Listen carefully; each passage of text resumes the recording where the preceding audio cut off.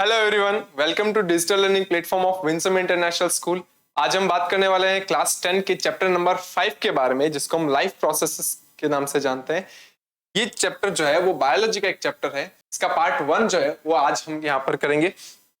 इस life processes जो है इस चैप्टर में क्या बताया गया है, पहले मैं आपको थोड़ा सा इंट्रो दे देता हूँ। चैप्टर नंबर 5 के अंदर ये बताया गया है लाइफ प्रोसेसेस जो है उनके बारे में। लाइफ प्रोसेसेस जो है वो क्या होती है, सुनिए। लाइफ प्रोसेसेस वर्ड जो है वो दो चीजों से मिलकर बना हुआ है। And first is life and the second one is processes. Life का मतलब होता है जो लिविंग बींग्स होते हैं उनके अंदर, ठीक है। और प्रोसेसेस का मतलब होता है कुछ ऐसी रिएक्शंस, कुछ ऐसे मेटाबॉलिक एक्टिविटीज जो लिविंग बींग्स में चलती है। तो लिविंग बींग्स में कुछ ऐसी स्पेशल मेटाबॉलिक एक्टिविटीज चलती है जो उन्हें खुद को मेंटेन रखने में हेल्प करती है। तो खुद के मेंटेनेंस के लिए चलने वाली जो लाइफ प्रोसेसेस होती हैं, जो प्रोसेसेस होती हैं, इवन उनको हम क्या बोल देते हैं, लाइफ प्रोसेस कह देते हैं। ये लाइफ प्रोसेसेस जो है वो हमेशा और हमेशा एक लिविंग बींग में चलती रहती है। जब वो लेटा हुआ है या कुछ काम कर रहा है या वो अगर कुछ कर भी नहीं रहा है, तब भी ऑलवेज हमेशा उसके अंदर ये प्रोसेस चलती रहेंगी ताकि एक बॉडी जो है वो खुद को मेंटेन रख सके। हर लिविंग ऑर्गेनिजम्स में ये सारी लाइफ प्रोसेसेस चलती हैं। इनके बारे में हम बात करेंगे आगे, ठीक है। क्या देखिए, इंट्रोडक्शन की बात करते हैं। The maintenance of living organisms must go on even at the conditions when they are not physically active. यानी कि जो मेंटेनेंस चलता है, बॉडी का मेंटेनेंस जो चलता है वो हमेशा चलता रहेगा। जब कोई एक ऑर्गेनिज्म अपना फिजिकल वर्क कर रहा है, यानी कि कुछ काम कर रहा है, तब भी, और जब कुछ नहीं भी कर रहा है तब भी वो मेंटेन रहना चाहेगा, ठीक है ना। और वो मेंटेनेंस कहां से आती है? इन प्रोसेसेस से आती है, लाइफ प्रोसेसेस से आती है। Even when we sit idle and during sleeping, this maintenance job through the cells functioning go has to go on. यानी कि देखा जाए तो यहाँ पर जब तक हम सो रहे होते हैं या कुछ काम कर रहे होते हैं, कुछ नहीं भी कर रहे होते हैं, तब भी ये मेंटेनेंस चलता रहता है। सेल्स करते हैं मेंटेनेंस, ठीक है। The life processes includes the activities performed by the different organs to maintain the body. यानी कि लाइफ प्रोसेसेस के अंदर क्या होता है, बॉडी के अलग अलग ऑर्गन्स जो होते हैं वो बॉडी को मेंटेन रखने के लिए अलग अलग प्रोसेसेस करते हैं। तो ये सारी प्रोसेस जो होती है वो बॉडी के अलग अलग पार्ट्स द्वारा होती है। हम इन सबको डिटेल में पढ़ेंगे कि कौन सा पार्ट जो होता है बॉडी का वो किस तरह की फंक्शनिंग करता है। देखिए, some of the life processes the living beings are described below. कुछ लाइफ प्रोसेसेस की बात करता हूं। यानी अभी जो हम बात कर रहे थे कि लाइफ प्रोसेसेस जो होती है वो कौन कौन सी होती है, तो उसमें सबसे पहला आता है, देखो, न्यूट्रिशन। न्यूट्रिशन जो होता है वो क्या होता है, सुनिए। न्यूट्रिशन का मतलब होता है कि अगर कोई ऑर्गेनिज्म है, अगर उसको खुद को काम करना है, यानी कि उसकी खुद की बॉडी को काम करना होगा, तो उसकी खुद की बॉडी को एनर्जी चाहिए होगी। यानी हमें भी, अगर मैं मान लूं कि हमें काम करना है तो हमें एनर्जी चाहिए। और हमें एनर्जी कहां से मिलती है? एनर्जी मिलती है हमें फूड से। जो हम फूड इनटेक करते हैं उससे हमें एनर्जी गेन होती है, एनर्जी मिलती है, और उसका यूज हम अपनी कोई भी एक्टिविटी में लगाते हैं। तो जो बाहर से फूड इनटेक किया जाता है एनर्जी के लिए, उसको हम क्या बोलते हैं? Nutrition. The process of obtaining energy through the consumption of food is called as nutrition, ठीक है। दूसरा आता है रेस्पिरेशन। रेस्पिरेशन क्या होता है? देखिए, the process of acquiring oxygen through the breathing to make it available to cells for the process of breakdown of organic substances into the simpler compounds is called respiration. इस respiration के process में क्या होता है, सुनिए ध्यान से सुनना। रेस्पिरेशन में हम क्या करते हैं? बाहर से ऑक्सीजन लेते हैं, ठीक है, और बाहर CO2 जो होते हैं वो रिलीज करते हैं, ठीक है। इनटेक करते हैं ऑक्सीजन को और रिलीज करते हैं CO2 को। तो वो ऑक्सीजन अंदर जाके करती क्या है? तो जो न्यूट्रिशन के दौरान हम जो फूड सब्सटेंस खाते हैं, वो फूड सब्सटेंस जो होते हैं ना, वो हमारी सेल्स में चले जाते हैं, ठीक है। उसके बाद ये ऑक्सीजन जो होती है वो भी हमारी सेल्स में चली जाती है। बाहर से हमने इनटेक किया, लंग्स में गई, लंग्स से होते हुए वो ब्लड में गई, और ब्लड से होते हुए पूरी बॉडी की सेल्स में वो ऑक्सीजन डिस्ट्रीब्यूट कर दी जाती है। अब जब वो सेल्स में जाती है ऑक्सीजन, तो सेल्स में जाने के बाद क्या होगा? ये जो फूड मटेरियल जो हमने खाया है, जो सेल्स के अंदर गया है, जैसे मान लीजिए ग्लूकोज है, ठीक है। बाहर से जब हम फूड इनटेक करते हैं तो अंदर जाकर के वो ग्लूकोज में कन्वर्ट हो जाता है, ठीक है। ग्लूकोज में कन्वर्ट होने के बाद क्या होगा? ऑक्सीजन आएगी। ऑक्सीजन आने के बाद क्या होगा? वो ग्लूकोज होगा उसके साथ जुड़ेगी और उस फूड का ऑक्सीडेशन कर देगी।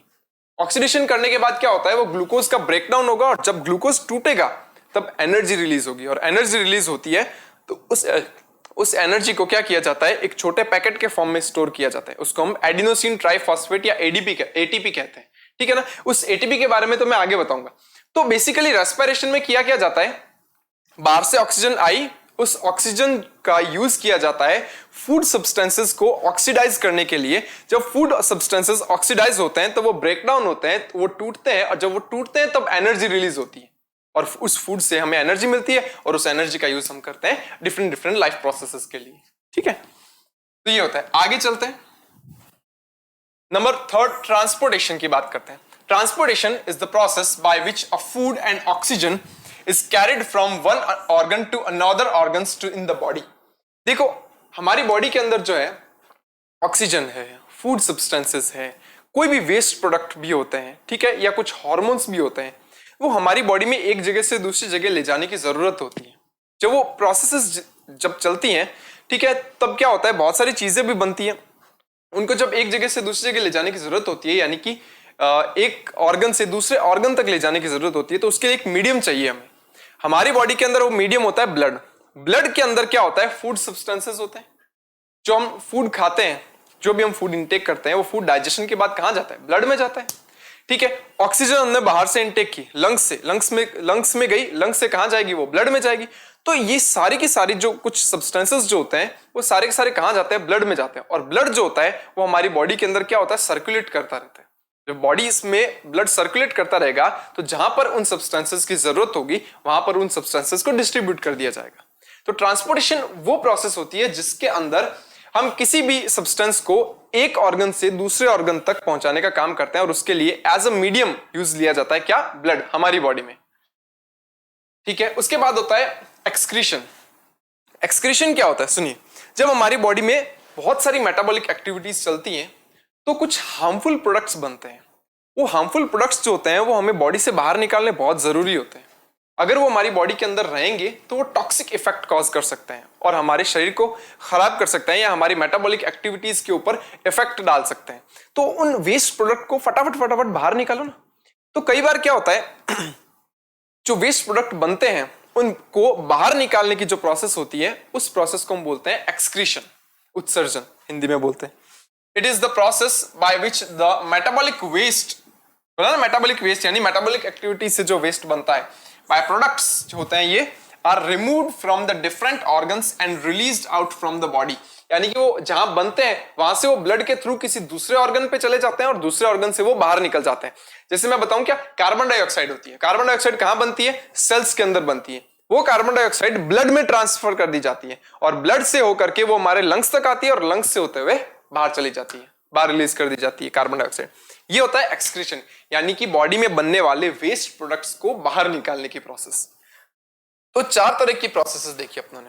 Number first nutrition, number second respiration, number third transportation and number four excretion. ये बेसिक प्रोसेसेस होती है जो किसी लिविंग बीइंग में चलती है खुद के बॉडी को मेंटेन करने के लिए।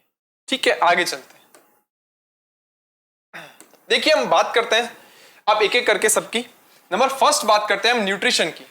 ठीक है, न्यूट्रिशन क्या आता है, देखो ये लिखा हुआ है, the process by which an organism takes food and utilise it is called nutrition. यानी कि बाहर से एक फूड इनटेक करता है कोई ऑर्गेनिज्म और उसको यूटिलाइज करता है, उसका यूज करता है किसके लिए, एनर्जी के लिए, दैट इज कॉल्ड न्यूट्रिशन। अब बात करते हैं नीड ऑफ न्यूट्रिशन की, कि हमें न्यूट्रिशन की नीड क्यों है, जरूरत क्यों है न्यूट्रिशन की। Organisms need energy to perform various activities. सही सीधी सी बात है कि हमें अगर कोई एक्टिविटीज दिखानी है, मैं चल रहा हूं, मैं बोल रहा हूं, इवन मैं कुछ लिख रहा हूं या कोई भी काम कर रहा हूं, तो एनर्जी तो लगती है बॉडी की। ठीक है ना, तो उन सभी बॉडी की एक्टिविटीज के लिए क्या चाहिए, एनर्जी चाहिए। ठीक है, the energy is supplied by the nutrients, और वो एनर्जी जो होती है वो कहां से मिलती है, हमें न्यूट्रिएंट्स से मिलती है। ठीक है, organisms need various raw materials for growth and repair.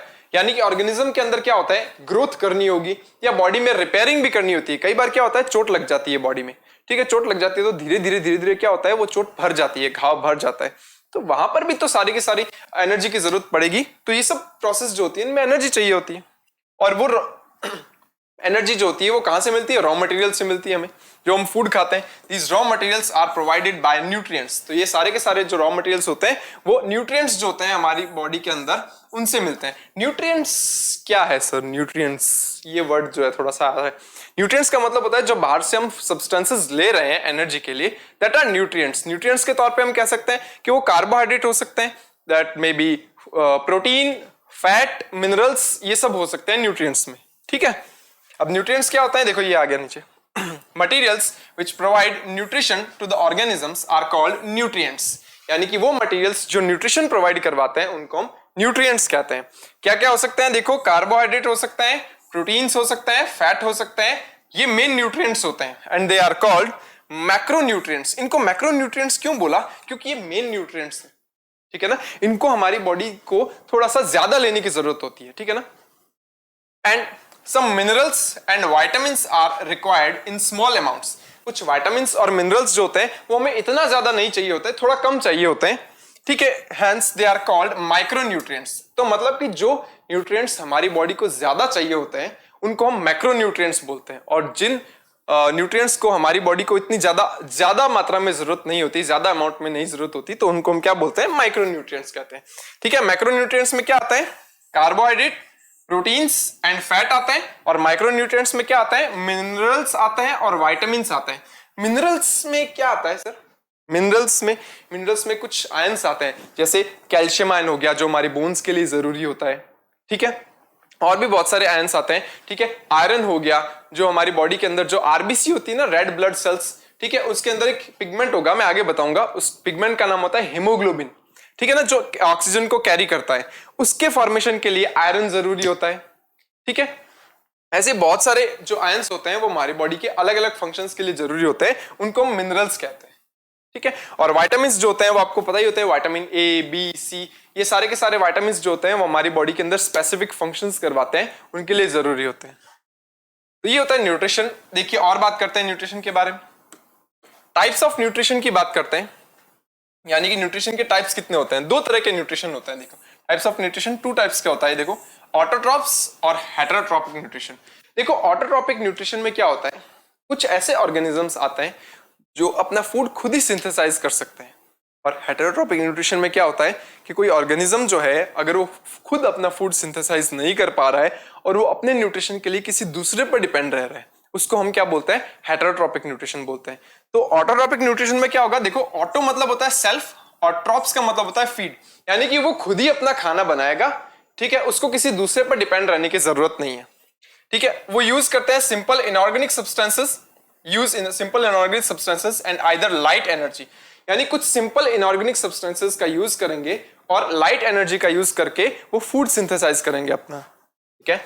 तो और उस प्रोसेस को हम फोटोसिंथेसिस बोलते हैं, या फिर केमिकल एनर्जी भी होते हैं, केमिकल एनर्जी का यूज करके भी वो अपना फूड सिंथेसाइज कर सकते हैं, तो उस प्रोसेस को हम कीमोसिंथेसिस कहते हैं। अगर कोई भी ऑर्गेनिज्म लाइट का यूज कर रहा है, यानी सनलाइट का यूज करके फोटोसिंथेसिस कर रहा है, ठीक है, तो वो ऑटोट्रॉप है। और इसके अलावा अगर कोई भी ऑर्गेनिज्म जो है अगर वो किसी केमिकल का यूज कर रहा है और अपना फूड सिंथेसाइज कर रहा है, तो उस प्रोसेस को हम बोलते हैं कीमोसिंथेसिस, ठीक है, टू द सिंथेसाइज फूड। अब ऐसे कौन होते हैं पता है क्या, कुछ ऑर्गेनिज्म जो अपना फूड खुद ही सिंथेसाइज करते हैं, उनको हम ऑटोट्रॉप्स कहते हैं।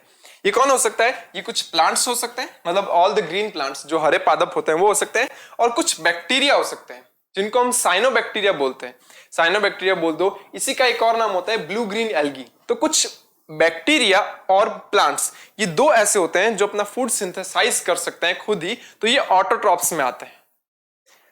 देन हेटेरोट्रॉप्स क्या होता है, heterotrophs obtain energy through the intake and digestion of organic substances, जो प्लांट हो सकते, जो कि एनिमल हो सकते हैं या कुछ प्लांट टिश्यू हो सकता है, ठीक है। यानी कि हेटेरोट्रॉप्स कौन होता है, जो कि एनर्जी जो लेने के लिए बाहर से किसी फूड पर डिपेंड रहता है, यानी कि एक तरीके से देखा जाए तो या तो हम एनर्जी के लिए किसी प्लांट पर डिपेंड है या किसी दूसरे एनिमल पर डिपेंड है। तो ऐसे ऑर्गेनिजम्स जो अपने फूड को खुद सिंथेसाइज नहीं कर सकते और जो फूड के लिए किसी दूसरे पर डिपेंड रहते हैं, वो किसी प्लांट पर डिपेंड हो सकते हैं या वो किसी एनिमल पर डिपेंड हो सकते हैं, उनको हम बोलते हैं हेटेरोट्रॉप्स।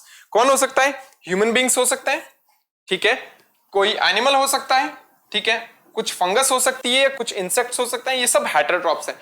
ये कोई भी अपना फूड सिंथेसाइज नहीं कर सकता है, ठीक है ना। ये देखो जैसे लाइस है, जू है, ये कहां पाई जाती है, ये हमारे बालों के अंदर पाई जाती है, ठीक है ना, ये हमारे बालों के अंदर पाई जाती है, और जो हमारी सिर की जो स्कैल्प होती है ना, वहां पर ये बैठी रहती है और हमारा ब्लड सक करती है ये। तो इसका मतलब ये खुद तो फूड सिंथेसाइज कर नहीं रही है, हमारा ब्लड सक करके उससे न्यूट्रिशन ले रही है, तो हेटेरोट्रॉप हुई ना ये लाइस, ठीक है ना, जिसको हम जू बोलते हैं आम भाषा में। देखिए आगे चलता है, देखो ऑटोट्रॉपिक न्यूट्रिशन क्या होता है, देखिए the mode of nutrition in which an organism prepares its own food is called autotrophic nutrition, यानी कि वो अपना खुद का फूड सिंथेसाइज कर पाता है। Green plants and blue green algae, blue green algae जो होता है जिसको मैंने अभी भी बोला था कि साइनोबैक्टीरिया भी कहते हैं, ठीक है, follow the autotrophic mode of nutrition, यानी कि ये प्लांट्स और ब्लू ग्रीन एल्गी ये दो ऐसे होते हैं जो अपना फूड खुद सिंथेसाइज कर सकते हैं। और हेटेरोट्रॉपिक न्यूट्रिशन क्या होता है, the mode of nutrition in which an organism takes food from another organism is called heterotrophic nutrition, यानी कि ऐसा मोड ऑफ न्यूट्रिशन जिसमें एक ऑर्गेनिज्म अपने फूड के लिए दूसरे ऑर्गेनिज्म पे डिपेंड रहता है, उसको हम बोलते हैं heterotrophic nutrition. Organisms other than green plants, यानी ग्रीन प्लांट्स के अलावा जो ऑर्गेनिजम्स हैं, and blue green algae, green plants और ब्लू ग्रीन एल्गी को छोड़ के सारे के सारे जो होते हैं वो हेटेरोट्रॉपिक मोड ऑफ न्यूट्रिशन रखते हैं, यानी कोई भी एनिमल हो गया, ठीक है ना, फंगस हो गई, ठीक है, अभी अपने देखा था वो लाइस है वो हो गया, इवन ह्यूमन बींग्स ऑल्सो, ठीक है ना, हम भी ऑटोट्रॉप नहीं है हेटेरोट्रॉप है, ठीक है। देखो ऑटोट्रॉपिक न्यूट्रिशन क्या होता है, ध्यान से सुनिए। ऑटोट्रॉपिक न्यूट्रिशन के अंदर क्या किया जाता है, तीन चीजें बेसिकली यूज ली जाती है। नंबर फर्स्ट, कोई रॉ इनऑर्गेनिक सब्सटेंस जैसे CO2 हो गया, carbon dioxide, water H2, sunlight, इन तीनों से, ये तीनों रॉ मटेरियल है, इन तीनों का यूज किया जाएगा और उससे कॉम्प्लेक्स सब्सटेंस बनाए जाएंगे, कॉम्प्लेक्स ऑर्गेनिक सब्सटेंस बनाए जाएंगे जैसे ग्लूकोज, ठीक है। ये प्लांट्स बना सकते हैं ऐसा, वो कार्बन डाइऑक्साइड लेते हैं, वाटर लेते हैं, सनलाइट की प्रेजेंस के अंदर वो क्या करते हैं, ग्लूकोज बनवाते हैं। तो ऑटोट्रॉपिक न्यूट्रिशन ही तो हुआ एक तरीके से, ठीक है ना, उन्होंने खुद ने अपना खाना बना लिया। देखो autotrophic organisms are able to produce organic matter from simple inorganic materials, simple inorganic materials में CO2 और वाटर जैसे जो सब्सटेंसेस होते हैं वो आ जाते हैं। They consequently create their own food but require a source of energy to do this, यानी कि सोर्स ऑफ एनर्जी भी चाहिए, यानी कि हमने यहां पर बोल दिया कि CO2 और वाटर तो चाहिए लेकिन साथ में एक एनर्जी का सोर्स भी चाहिए, जो कहां से मिलेगा, सनलाइट से मिलेगा। तो या फिर इसके अलावा कुछ केमिकल से भी वो सिंथेसिस हो सकता है। तो कुछ ऐसे ऑर्गेनिजम्स होते हैं, कुछ ऐसे ऑर्गेनिजम्स होते हैं जो कि एनर्जी का source as a light use करते हैं, और कुछ ऐसे ऑर्गेनिजम्स होते हैं जो एनर्जी का source as a chemical use करते हैं, है ना। तो जो लाइट यूज करते हैं उनको हम फोटो ऑटोट्रॉप्स बोलते हैं, harvest energy from light to produce organic matter, ठीक है। और कीमो ऑटोट्रॉप्स क्या होता है, they use energy from inorganic reactions in the environment to drive the creation organic matter, यानी कीमो ऑटोट्रॉप्स क्या होते हैं, वो बाहर से किसी केमिकल एनर्जी का यूज करते हैं ताकि वो अपना फूड सिंथेसाइज कर सके, वो लाइट यूज नहीं करते। जो लाइट यूज करते हैं दैट आर फोटो ऑटोट्रॉप्स, ये प्लांट्स हो सकते हैं, और कीमो ऑटोट्रॉप्स जो केमिकल एनर्जी का यूज करके अपना फूड सिंथेसाइज करते हैं, ये कुछ बैक्टीरिया हो सकते हैं, ठीक है। बात करते हैं हम हेटेरोट्रॉपिक न्यूट्रिशन की।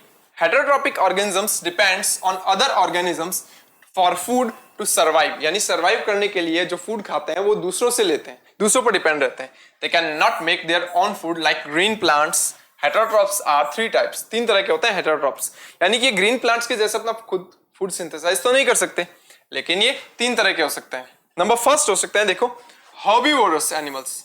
हर्बीवोरस एनिमल्स जो होते हैं वो ऐसे एनिमल्स होते हैं जो कि प्लांट्स या उनके प्रोडक्ट्स को खाते हैं। तो हर्बीवोरस जो होते हैं जो प्लांट को खाते हैं, ठीक है, तो कौन हो सकता है, वो देखो काऊ हो सकती है, वो शिप हो सकती है, इनको हर्बीवोरस बोलते हैं, जो बेसिकली प्लांट्स पर डिपेंड रहते हैं, ठीक है। कार्निवोरस क्या होते हैं, कार्निवोरस वो होते हैं जो मीट ईटर्स होते हैं। मीट ईटर्स का मतलब होता है जो कि मीट खाते हैं या मांस खाते हैं, ठीक है। वो लायन हो सकता है, क्रोकोडाइल्स हो सकते हैं, ठीक है। इवन उसके आगे ओमनीवोरस आते हैं, तीसरे तरह के ऑर्गेनिजम्स। ओमनीवोरस वो होते हैं जो प्लांट्स और आइदर दूसरा जो एनिमल्स होते हैं उन दोनों को खा सकते हैं, मतलब वो कुछ भी खा लेते हैं, दोनों खा लेते हैं, यानी कि प्लांट्स भी खा सकते हैं और कोई दूसरे एनिमल्स को भी खा सकते हैं, वो दैट आर ओमनीवोरस, ठीक है। दे ईटर्स ऑफ मीट, यानी कि वो मीट भी खा सकते हैं और प्लांट्स जो होते हैं वो भी खा सकते हैं, ठीक है ना। जैसे यहाँ पर देख लिया, एक तरीके से देखा जाए तो ये बेयर हो गया, ठीक है। इसके अलावा और भी बहुत सारे ऑर्गेनिजम्स होते हैं जो कि ओमनीवोरस होते हैं। Even human beings is also omnivorous, humans जो होते हैं वो भी ओमनीवोरस में ही आते हैं। हम कुछ भी खा लेते हैं, प्लांट्स भी खाते हैं, कुछ लोग नॉन वेजिटेरियंस जो होते हैं नॉन वेज भी खाते हैं। देखिए types of heterotrophic nutrition. Heterotrophic nutrition जो होता है उसके भी टाइप्स है, देखो नंबर फर्स्ट आता है सेप्रोट्रॉपिक न्यूट्रिशन। सेप्रोट्रॉपिक न्यूट्रिशन जो होता है वो कैसा होता है, डेड प्लांट्स या डेड मटेरियल्स जो भी होता है या डिकेइंग मटेरियल्स जो होते हैं या डिकेइंग एनिमल बॉडीज जो होते हैं, अगर उनके ऊपर कोई ऑर्गेनिज्म डिपेंड रह रहा है या तो उनसे जो न्यूट्रिशन लिया जा रहा है उसको हम बोलते हैं सेप्रोट्रॉपिक न्यूट्रिशन। ऐसा कौन सा एनिमल होता है जो इन डेड यानी सड़ी गली चीजों को खाता है? ये हो सकता है यीस्ट हो सकती है या मशरूम्स हो सकती है। यानी बेसिकली ये क्या है? फंगी है। फंगस जो होती है वो ऐसा काम करती है कि वो डेड ऑर्गेनिक मैटर जो होता है उसको खाती है। ठीक है। पैरासाइटिक न्यूट्रिशन क्या होता है? सुनो, पैरासाइटिक का मतलब होता है कि ऐसे ऑर्गेनिजम्स जो किसी लिविंग बीइंग या किसी दूसरे होस्ट के ऊपर रह करके या उसके अंदर की तरफ रह करके उससे न्यूट्रिशन लेते हो। ठीक है ना। पैरासाइट किसको बोलते हैं? जो किसी एक एनिमल वो जो किसी दूसरे एनिमल पर डिपेंड कर रहा है अपने न्यूट्रिशन के लिए, वो या तो वो उसके ऊपर रह रहा है या वो उसके अंदर की तरफ रह रहा है, उसको बोलते हैं पैरासाइट। एग्जाम्पल होता है देखो टेप वर्म। ठीक है ना। टेप वर्म जो होती है वो एक कीड़ा होता है, वो एक वर्म होती है जो पता है क्या इवन ह्यूमन बींग्स के अंदर भी पाई जाती है। अगर आप गंदा पानी पीते हो, ठीक है ना, तो उसके अंदर क्या होता है, टेप वर्म के कई बार एग्स हो सकते हैं। वो एग्स जो होते हैं वो हमारे पेट में चले जाते हैं। फिर उसके बाद क्या होता है, वो एग्स हैच आउट होते हैं। ठीक है ना। उसके अंदर से छोटा सा क्या निकलता है, एक वर्म निकलता है और वो हमारे पेट के अंदर जाकर के अटक जाता है। ठीक है। तो जो भी हम खाना खाते हैं, जो भी फूड इनटेक करते हैं, वो उस फूड्स को खुद ले लेता है और न्यूट्रिशन लेता रहता है उससे। इवन फिर उसके बाद क्या होता है, हमारी बॉडी को ना एनर्जी के लिए फिर वो फूड सफिशिएंट नहीं रहता। ठीक है। फिर हम पतले होते जाते हैं। इसके अलावा लाइस, अभी भी बताया था मैंने, लाइस जो होती है वो बालों में रहती है और हमारे बालों के अंदर जो स्कैल्प होती है यानी सिर की जो स्किन होती है उसके ऊपर रह करके वहां पर ब्लड सक करती है। तो ये जो होते हैं वो पैरासाइटिक न्यूट्रिशन होते हैं। देख क्या लिखा हुआ है, feeds on another living organisms, यानी कि वो किसी दूसरे लिविंग बींग्स के ऊपर रह करके न्यूट्रिशन लेते हैं।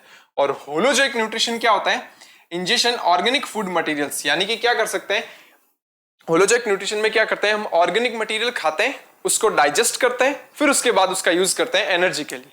तो जैसे ह्यूमन बींग्स हो गए, हम क्या करते हैं, पहले ऑर्गेनिक सब्सटेंस खाते हैं, पहले कार्बोहाइड्रेट प्रोटीन जो फैट होता है वो खाते हैं, फिर उसके बाद क्या करते हैं उसको डाइजेस्ट करके फिर न्यूट्रिशन लेते हैं उससे या फिर उससे एनर्जी बनवाते हैं। ठीक है। अमीबा भी क्या करता है, ये देखो अमीबा, अगर इसके पास में क्या होता है कोई फूड सब्सटेंस पड़ा है तो ये पहले वो फूड सब्सटेंस अपने अंदर इनटेक करेगा फिर इसको डाइजेस्ट करेगा। ये होता है हेटेरोट्रॉपिक न्यूट्रिशन। तीन तरह का, सेप्रोट्रॉपिक जो डेड ऑर्गेनिक मैटर पर डिपेंड रहते हैं वो सेप्रोफाइटिक न्यूट्रिशन दिखाते हैं। पैरासाइटिक का मतलब जो किसी दूसरे पर डिपेंड रहते हैं, ठीक है, उसके ऊपर हो सकता है या उसके अंदर हो सकते हैं। और होलोजोइक न्यूट्रिशन में क्या होता है, पहले डेड ऑर्गेनिक मटेरियल लिया जाता है, फिर उसको डाइजेस्ट किया जाता है, फिर उसको एब्जॉर्ब किया जाता है, फिर उसका यूज एनर्जी के लिए किया जाता है। ठीक है। आगे देखिए, ऑटोट्रॉपिक जो होते हैं वो उसमें कौन आ सकता है, कुछ प्लांट्स आ सकते हैं। ठीक है। कीमो ऑटोट्रॉपिक में आ सकते हैं कुछ बैक्टीरिया आ सकता है, ये बैक्टीरिया होता है। ठीक है। और हेटेरोट्रॉपिक न्यूट्रिशन जो होता है उसके अंदर तीन चीजें आती है, हो सकता है वो होलोजोइक हो, होलोजोइक यानी कि बाहर से कॉम्प्लेक्स ऑर्गेनिक मटेरियल खाए जिसमें रैबिट आ सकता है। सेप्रोट्रॉपिक न्यूट्रिशन क्या हो सकता है, जिसके अंदर सड़ी गली चीजें जो है उनके ऊपर डिपेंड रहते हो, जैसे इसमें फंगस आ सकती है और कुछ बैक्टीरिया आ सकते हैं। और पैरासाइटिक न्यूट्रिशन के अंदर हो सकता है, जैसे ये देखो ये टेप वर्म है, ठीक है ना, ये एक वर्म है जो हमारे इंटरनल इंटेस्टाइन्स वगैरह जो होती है या इंटरनल ऑर्गन्स जो होती है उनके अंदर पाई जा सकती है। ठीक है। कैसे, कंटामिनेटेड वाटर और कंटामिनेटेड फूड से इसका इन्फेक्शन हो सकता है। तो ये था हेटेरोट्रॉपिक न्यूट्रिशन। अभी हमने पढ़ा कि न्यूट्रिशन जो होता है वो क्या होता है। ठीक है। अलग अलग एनिमल्स जो होते हैं, अलग अलग ऑर्गेनिजम्स जो होते हैं उनके अंदर न्यूट्रिशन कैसे होता है, ऑटोट्रॉप्स एनिमल्स क्या होते हैं, हेटेरोट्रॉप्स एनिमल्स क्या होते हैं। ठीक है। और कौन कौन से एनिमल्स होते हैं जो हेटेरोट्रॉपिक न्यूट्रिशन दिखाते हैं, कौन से होते हैं ऑटोट्रॉपिक होते हैं। ठीक है। उनके अंदर मोड ऑफ न्यूट्रिशन कैसे होता है, कौन फूड इनटेक करके उसको डाइजेस्ट करता है और कौन क्या करता है। जैसे फंगस होती है, ये फंगस जो होती है ना, ये क्या करती है, पहले अपने डाइजेस्टिव एंजाइम्स उस फूड सब्सटेंस पे डालती है, देन उसके बाद उसको डाइजेस्ट करती है अपनी बॉडी के बाहर ही, उसके बाद उसको एब्जॉर्ब करती है। तो हमने अलग अलग टाइप्स के न्यूट्रिशन पढ़े। नेक्स्ट टॉपिक हम लेंगे प्लांट्स के अंदर फोटोसिंथेसिस। ठीक है। उसके बाद फर्दर हम देखेंगे डाइजेशन इन ह्यूमन बींग्स, ये सब प्रोसेस देखेंगे। ठीक है। अगर आपको कोई भी डाउट है तो आप नीचे कमेंट सेक्शन में लिख सकते हैं। ठीक है। Keep learning with Winsome International school. Thank you.